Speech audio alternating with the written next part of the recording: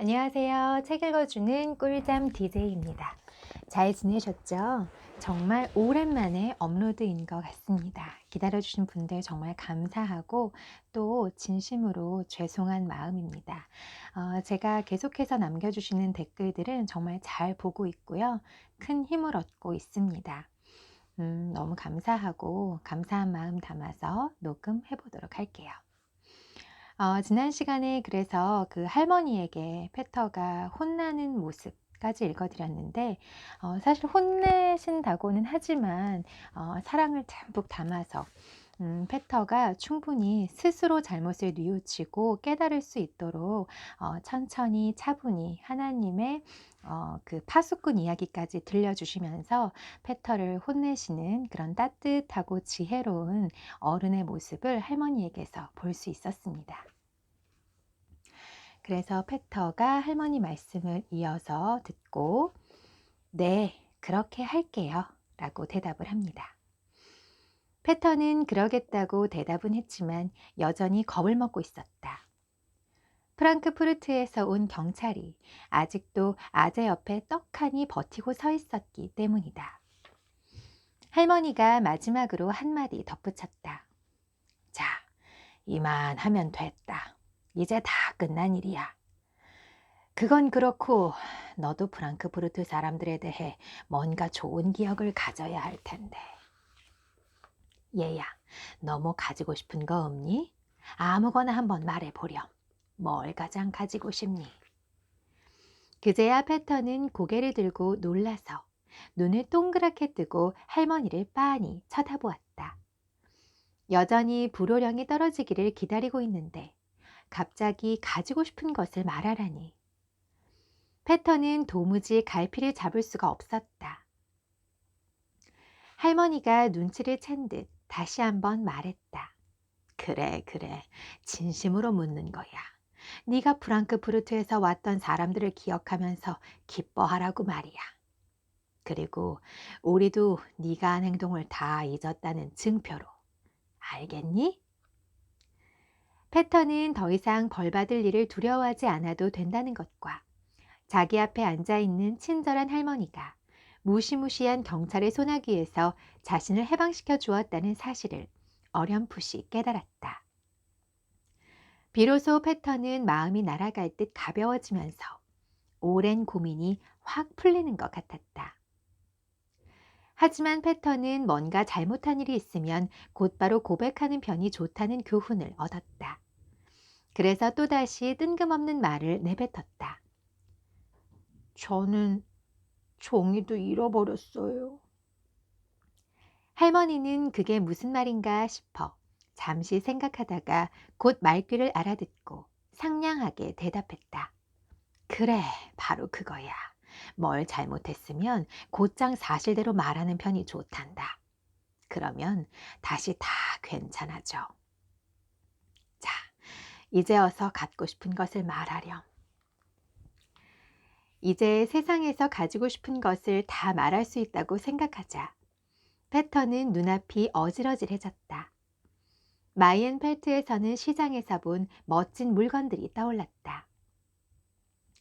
패턴은 그 물건들 앞에 서서 몇 시간 동안이나 넋을 잃고 구경했지만 그것들은 자기가 평생 가질 수 없는 물건들이라고 생각했다. 패턴은 지금껏 오라펜 이상을 가져본 적이 없는데 자기가 탐내는 물건들은 죄다 그 2배 이상씩 값이 나갔기 때문이다. 그 중에는 염소들을 부를 때 쓰면 좋을 것 같은 아주 예쁜 빨간 호루라기도 있었다. 또 자루가 둥근 두꺼비 칼이라고 불리는 멋진 칼도 있었는데 그것만 가지면 어떤 개암나무 가지든 쓱쓱 다듬어서 멋진 회초리를 만들 수 있을 것 같았다. 패턴은 심각한 고민에 빠졌다. 둘 중에 어느 것이 더 좋을까 곰곰이 생각해 보았지만 결정을 내리기가 쉽지 않았다. 순간 아주 좋은 생각이 하나 떠올랐다. 그렇게 하면 다음번에 장이 설 때까지 생각할 시간을 벌 수 있으리라. 페터가 결심했다는 듯이 대답했다. 심라펜이요. 할머니가 웃음을 터뜨렸다. 별거 아니구나. 이리 오렴. 할머니는 지갑에서 크고 둥근 은화 한 잎을 꺼냈다. 그러더니 거기다 10라펜짜리 동전 2개를 더 얹어주면서 말을 이었다. 자, 셈을 좀 해보자. 내가 설명해 주마. 방금 내가 너한테 준 돈은 꼭 1년에 든 주일의 수만큼이야. 그러니 넌 이제부터 일요일마다 10라펜을 꺼내 쓸 수 있어. 1년 내내 말이야. 페터가 순진하게 물었다. 평생 동안이요? 그러자 할머니가 어찌나 크게 웃음을 터뜨렸는지 오두막 모퉁이에서 대화를 나누고 있던 할아버지와 제재만 씨가 하던 말을 멈추고 무슨 일인가 하고 귀를 기울일 정도였다. 할머니가 여전히 웃으면서 말을 이었다. 그래, 그러자꾸나 얘야. 내 유언장에 그런 구절을 집어넣어야겠구나. 그러더니 이번에는 제재만 씨를 향해 소리쳤다. 예, 너 들었니? 나중에는 네 유언장에도 그렇게 써야 한다. 염소치기 패턴은 평생 동안 일주일에 10라펜씩 받을 권리가 있다. 알았지? 제재만 씨도 껄껄 웃으며 고개를 끄덕였다. 패턴은 다시 한번 제 손에 있는 선물을 내려다보며 꿈인지 생시인지 어리둥절해했다. 그러더니 불쑥 이렇게 외쳤다. 하느님, 고맙습니다. 그리고 페터가 이제는 그 죄를 지었다는 마음에서 벗어나서 정말 신이 나서 기뻐서 펄쩍펄쩍 뛰어가는 모습이 그려지고 있습니다. 그리고 할아버지와 하이디, 클라라네 가족이 점심 식사를 마친 뒤 얘기를 나누고 있을 때 제재만 씨가 할아버지에게 어떻게 해야 이 은혜를 조금이나마 갚을 수 있을까요? 라고 질문을 하는 부분이 있습니다. 제재만 씨가 할아버지의 손을 덥석 잡으며 말했다. 아재, 잠시 말씀 좀 나누시지요. 아재도 이해하시겠지만 사실 전 사는데 큰 낙이 없었습니다. 벌써 오래됐지요. 돈과 재산이 아무리 많은들 그게 다 무슨 소용이 있겠습니까? 돈으로는 저 불쌍한 애를 건강하게도 행복하게도 못 만드는데요. 저 애가 이토록 건강해진 데에는 하늘에 계신 하느님 다음으로 아재의 힘이 컸습니다. 아재는 저애는 물론이고 저한테까지 새로운 삶을 선물해 주셨습니다. 그래서 말인데 어떻게 해야 그 은혜를 조금이라도 갚을 수 있을까요? 다는 갚아드리지 못하겠지만 제가 할 수 있는 일이라면 뭐든지 해드리고 싶습니다. 아재, 제가 뭘 할 수 있을까요? 서슴지 마시고 말씀해 주세요. 행복해하는 제재만 씨를 바라보며 할아버지의 입가에 웃음이 떠올랐다. 이윽고 할아버지가 언제나 그렇듯 분명한 말투로 대답했다. 제재만 씨, 저 역시 따님이 우리 고원에서 건강을 회복해 얼마나 기쁜지 모릅니다. 그것으로 제 노력은 벌써 보상을 받은 거나 다름없지요. 정말입니다. 친절한 제인은 감사하지만 저는 필요한 것이 없답니다. 제가 살아있는 한 제 손녀와 제가 살아가는 데는 아무 문제가 없거든요. 하지만 한 가지 소원이 있기는 합니다. 그것만 이루어진다면 저는 아무 걱정 없이 여생을 살다 갈 수 있을 것 같습니다. 제재만 씨가 다그쳤다. 어서 말씀해 보세요. 어서요. 아재가 말을 이었다. 저는 이미 늙어서 세상을 뜰 날이 멀지 않았습니다. 그런데 그때 아이에게 남겨줄 게 하나도 없군요. 변변찮은 친척도 하나 없는 아이인데 말입니다. 한 사람 있긴 하지만 그이는 아이를 이용해 제 입속만 챙기려 들 겁니다. 그러니 제재만 씨께서 하이디가 먹고 살기 위해 남의 집 살이를 하는 일이 없도록 하겠다고 약속해 주시면 그것으로 저에 대한 보상은 충분합니다. 제재만 씨가 대답했다. 아재, 그건 당연한 일이지요. 하이디는 우리 가족입니다. 어머니와 클라라에게도 물어보세요. 하이디가 남의 집으로 들어간다면 절대 가만히 있지 못할 겁니다. 하지만 아들을 안심시키기 위해서 제가 이렇게 맹세하지요. 약속합니다. 먹고 살기 위해 하이디가 남의 집으로 들어가는 일은 절대 없을 겁니다. 제가 책임지겠습니다. 제가 죽은 후에도요. 하지만 한 가지 더 말씀드릴 게 있습니다. 우리가 다 알고 있듯이 하이디는 환경이 좋고 나쁘고를 떠나서 낯선 곳에 가서 살 수 있는 애가 아니에요. 그래도 하이디는 낯선 곳에 갔을 때 좋은 친구들을 사귀었지요. 그 중에 하나를 제가 아는데 아직은 프랑크푸르트에 있습니다.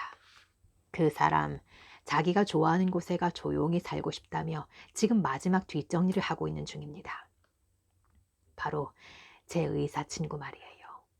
아재의 충고를 받아들여 올가을에 이리로 와 이 근처에 자리를 잡겠다는군요. 그 어느 곳보다 아재와 하이디의 곁이 좋답니다. 보세요. 이제 하이디 곁에는 든든한 보호자가 둘이나 있지 않습니까? 두 사람 다 오래오래 건강하기를 바랍니다. 할머니가 할아버지의 손을 꼭 잡으며 제제만 씨의 말을 거들었다. 하느님, 부디 축복하여 주시옵소서. 할머니는 한참 후에야 할아버지의 손을 놓고 옆에 서 있는 하이디의 목을 끌어안으며 물었다.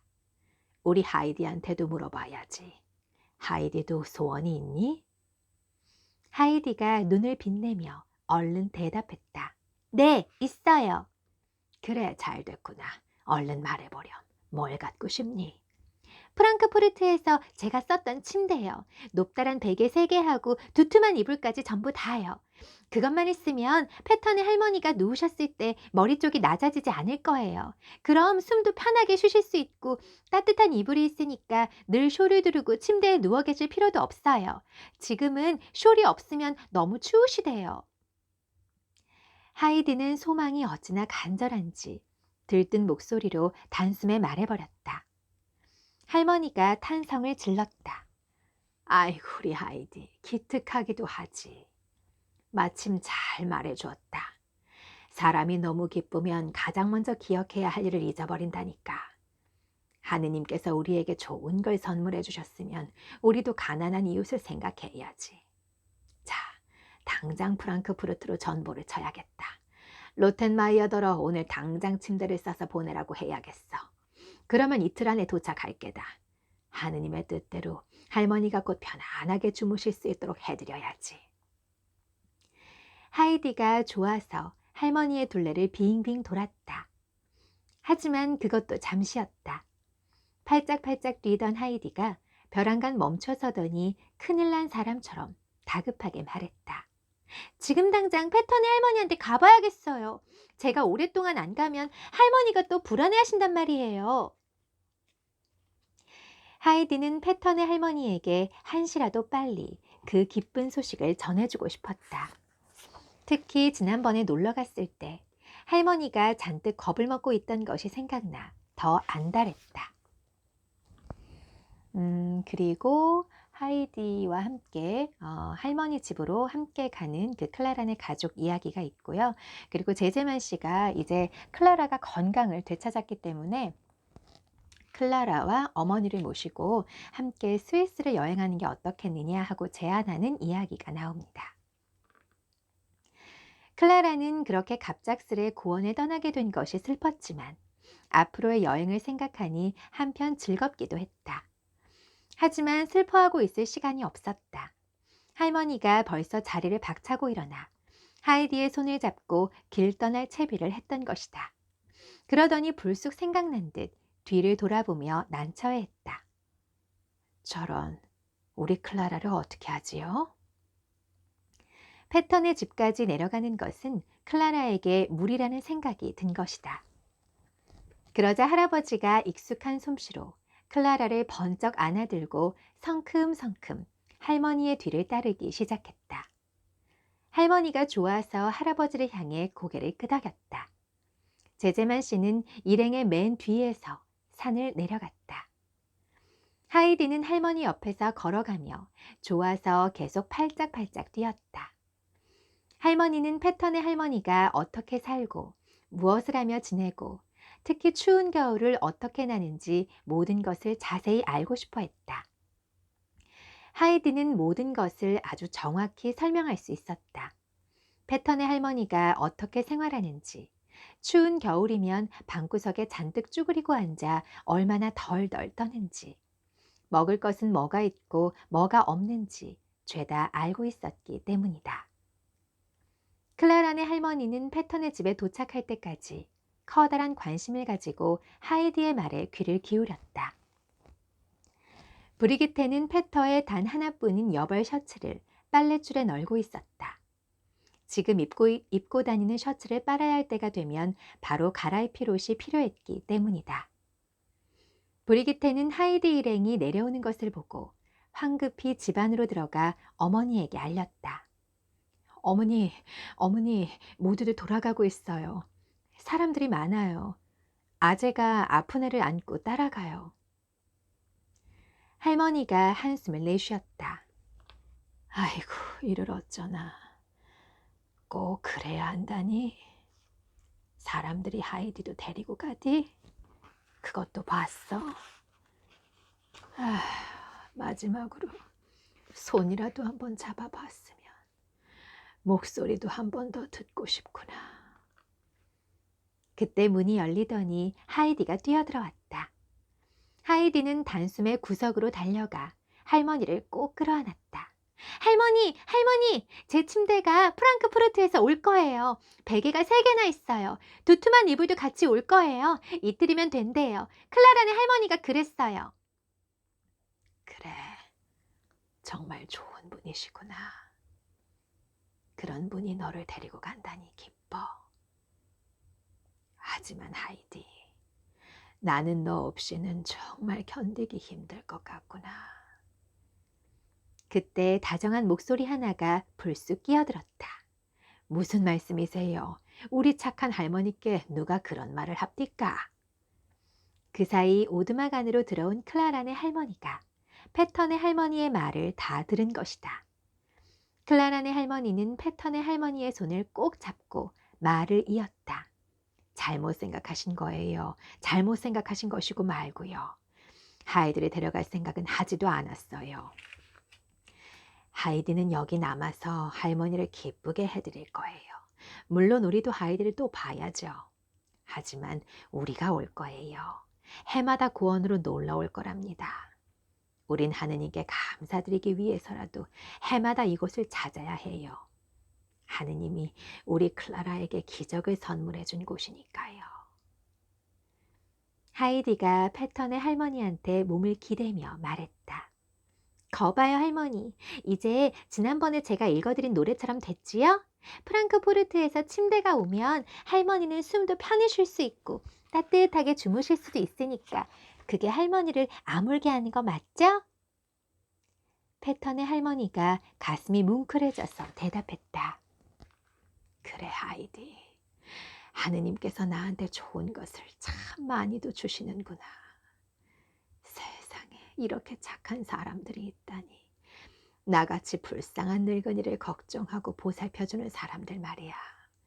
나처럼 가난하고 아무 쓸모도 없는 늙은이를 불쌍하게 생각하고 자비를 베푸는 사람들이 있다는 것을 알 때만큼 하느님에 대한 믿음이 더 강해질 때도 없지. 하느님은 정말 하찮은 사람도 잊지 않으시는구나 하고 말이야. 그러자 클라라네 할머니가 패턴의 할머니의 말을 가로막았다. 아이고 할머님, 하느님이 보시기에는 우리 다 똑같이 불쌍한 사람들이에요. 하느님의 관심과 사랑을 필요로 하지 않는 이는 아무도 없지요. 자, 이제 그만 인사를 드려야 할 것 같군요. 하지만 또 봬요. 내년에 올라오면 꼭 다시 찾아뵐게요. 잊지 않을게요. 클라라네 할머니는 다시 한번 패턴의 할머니의 손을 모아주고 흔들었다. 하지만 패턴의 할머니가 고맙다는 인사를 한도 끝도 없이 하고 클라라네 할머니와 그 가족에게 하느님의 가호가 있기를 빌었기 때문에 클라라네 할머니는 마음먹은 것처럼 그렇게 빨리 오두막을 떠날 수가 없었다. 이윽고 클라라네 할머니는 아들과 함께 산을 내려가고 할아버지는 클라라를 안고 집으로 돌아왔다.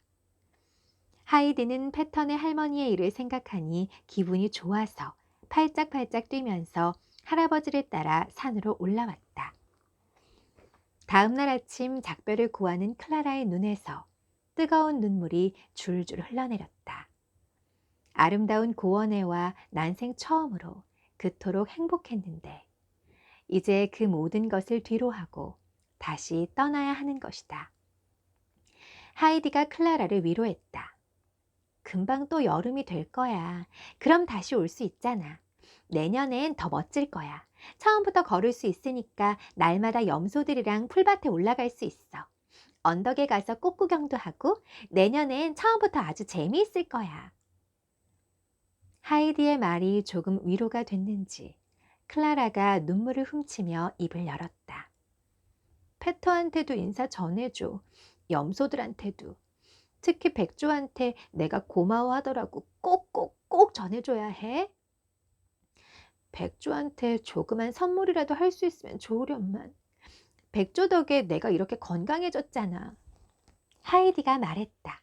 좋은 선물이 있어. 소금을 조금 보내는 거야. 저녁마다 할아버지가 소금을 주면 백조가 신나서 핥아먹는 거 너도 알잖아. 클라라가 좋아서 소리쳤다. 그래, 프랑크푸르트에 가면 소금을 적어도 50kg쯤 보낼래. 백조도 날 기억할 만한 게 있어야지. 드디어 제제만 씨가 그만 가자는 손짓을 보냈다. 할머니가 타고 다녔던 흰 말이 이번에는 클라라를 태우려고 올라왔다. 클라라는 더 이상 가마를 탈 필요가 없었다. 말을 타고 내려가도 충분했기 때문이다. 하이디는 언덕에 서서 말을 타고 내려가는 클라라가 작은 점이 될 때까지 계속 손을 흔들었다. 되르플리에서는 대공사가 한창이었다. 프랑크푸르트를 떠나온 의사 선생이 우선은 자기가 전에 묵었던 곳에 방을 얻었으나 아재의 충고에 따라 아재와 하이디가 겨울을 나는 낡은 집을 사들인 것이다. 의사 선생은 높은 천장과 아름다운 타일을 붙인 난로와 정교하게 조각된 나무벽 등 대저택의 풍모가 그대로 남아있는 쪽을 자기가 살 집으로 수리했다. 또 그 안쪽은 할아버지와 하이디가 겨울에 내려와서 살 수 있도록 공사를 했다. 할아버지는 반드시 자신의 공간이 있어야 하는 아주 독립적인 사람이라는 것을 의사 선생이 그 누구보다 잘 알고 있었기 때문이다. 맨 안쪽에는 담을 쌓아 올려 백조와 곰돌이가 따뜻하게 겨울을 날 수 있도록 염소우리를 만들었다. 의사 선생과 할아버지는 날이 갈수록 친해졌다. 공사가 얼마나 진척되었는지 확인하려고 함께 집 주위를 둘러보노라면 두 사람은 어느새 하이디에 대한 이야기를 나누고 있기 일쑤였다. 두 사람 다 그 집에 애착이 있었는데 그 이유는 앞으로 그곳이 천진난만한 하이디와 함께 살아갈 집이기 때문이었다. 얼마 전에 공사장을 둘러보던 의사 선생이 할아버지에게 이런 제안을 했다. 아재, 부디 제 마음을 헤아려 주시기 바랍니다. 저는 지금 하이디 덕분에 얼마나 기쁜지 모르겠어요. 제가 마치 아재 다음으로 그 애한테 가까운 사람인 양 아이 키우는 기쁨을 아재와 나눠 가지고 있습니다. 하지만 저는 기쁨뿐만이 아니라 아이에 대한 의무도 함께 나누고 싶습니다. 제 능력이 닿는 한 최대한으로 아이를 돌보고 싶어요. 그래야 저도 우리 하이디에 대해 권리가 있다고 느낄 수 있을 것 같아요. 또 나중에 제가 늙더라도 우리 하이디가 제 곁에 머물며 저를 보살펴 주리라 기대할 수 있을 테고요. 그래서 말인데 하이디를 제 호적에 올려서 제 자식이 가질 수 있는 모든 권리를 누리게 하고 싶습니다. 그래야 아재도 저도 언젠가 때가 되었을 때 아무 걱정 없이 아이를 혼자 두고 세상을 뜰 수 있을 겁니다. 할아버지는 의사 선생의 손을 꼭 잡았다. 할아버지는 아무 말도 하지 않았지만 의사 선생은 할아버지의 눈에서 기쁨과 감동을 읽어낼 수 있었다. 한편 하이디는 페터와 함께 할머니 앞에 앉아 있었다. 하이디는 할 말이 너무나 많았고 페터는 들을 이야기가 너무나 많았다. 말을 하는 쪽이나 듣는 쪽이나 이야기에 열이 올라 숨쉬기가 바쁠 정도였다. 시간이 가면 갈수록 아이들은 흐뭇한 표정을 짓고 앉아 있는 할머니를 점점 더 자기들 대화 속으로 끌어들였다. 하이리는 여름 내내 할머니를 거의 못 보았기 때문에 그동안 있었던 일들에 대해 할 말이 무척 많았다. 세 사람 모두 자기들이 다시 한자리에 모인 것이 그지없이 기뻤다. 그리고 그동안 있었던 놀라운 사건들을 이야기할 때마다 꼭 누구랄 것도 없이 서로 번갈아가며 가장 행복한 표정을 지었다. 하지만 지금 이 순간만큼은 페터의 엄마, 브리기테가 가장 행복한 사람처럼 보였다. 그도 그럴 것이 브리기테는 그제야 비로소 하이리의 입을 통해 페터가 평생 동안 선물로 받게 될 심나펜에 얽힌 이야기를 차근차근 듣고 이해했던 것이다. 마지막으로 할머니가 말했다. 하이디, 내게 찬양과 감사의 노래를 읽어주겠니? 우리에게 이 모든 것을 베풀어 주신 하느님께 나는 그저 찬미와 감사를 드리는 것밖에 별달리 할 수 있는 게 없는 것 같구나. 와, 드디어 끝났습니다. 너무너무 즐겁게 읽었던, 감동하면서 읽었던 하이디가 끝이 났습니다. 저한테는 이 하이디가 굉장히 뜻깊고 그리고 의미가 있는 책인데요. 그도 그럴 것이 그 책 읽어주는 꿀잠 DJ 처음 시작한 책이 바로 이 알프스 소녀 하이디였어요.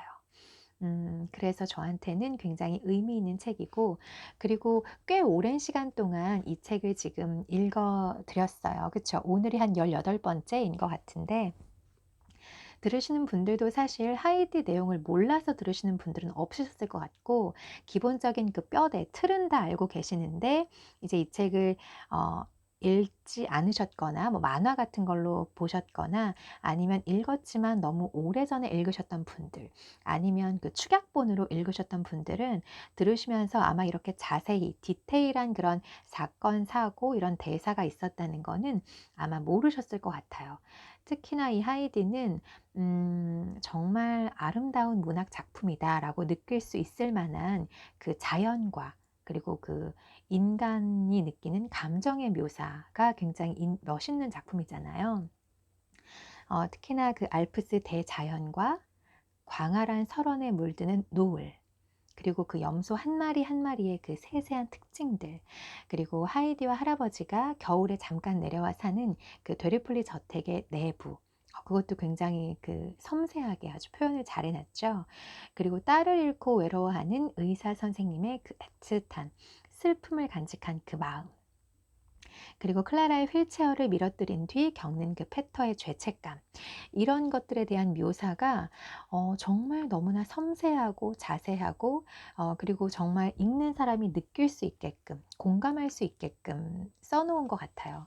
그리고 특히나 이 옮기신 분께서 성함이 어떻게 되시나, 김영진 선생님께서 옮기셨는데, 제가 그 N 때도 말씀을 드렸지만 저는 번역, 특히나 이 소설 번역하시는 분들은 또 하나의 소설가, 또 하나의 그 아티스트라는 생각이 듭니다. 이게 그 원서에도 충실해야 하지만 원서를 해치지 않는 선에서 우리 한국말이 가지고 있는, 국어가 가지고 있는 그 문체와 느낌을 또 이렇게 섞어서 번역을 하셔야 되기 때문에, 그래서 아마 이 책은 원본도 너무나 훌륭하지만 그 김영진 선생님께서 너무나 또 아름답게 그 느낌 그대로를 번역을 해주셨다는 그런 생각이 듭니다. 어쨌든 정말 즐거운 책이었고요. 그리고 이 책을 쓴 그 요한나 슈필이라는 분께서, 제가 잘은 모르겠지만 머리글에 나와 있나? 여기 사셨을 것 같아요. 이 알프스 고원에 살아보지 않은 사람, 혹은 뭐 한 달 살기 해보지 않은 분이 아니시라면 이렇게까지 자세하게 알프스 고원을 나타내지는 못하시지 않을까라는 생각을 합니다. 제가 여기 앞에 머리글은 나중에 제가 혼자 한번 읽어봐야겠어요. 오랜 시간 하이디 들어주셔서 정말 감사하고요. 이번에 또 새로운 책으로 제가 올 때도 잘 들어주시기를 잘 들어주시고 댓글도 남겨주시고 서로 으쌰으쌰해서 또 좋은 독서 시간이 되었으면 좋겠습니다. 감사합니다.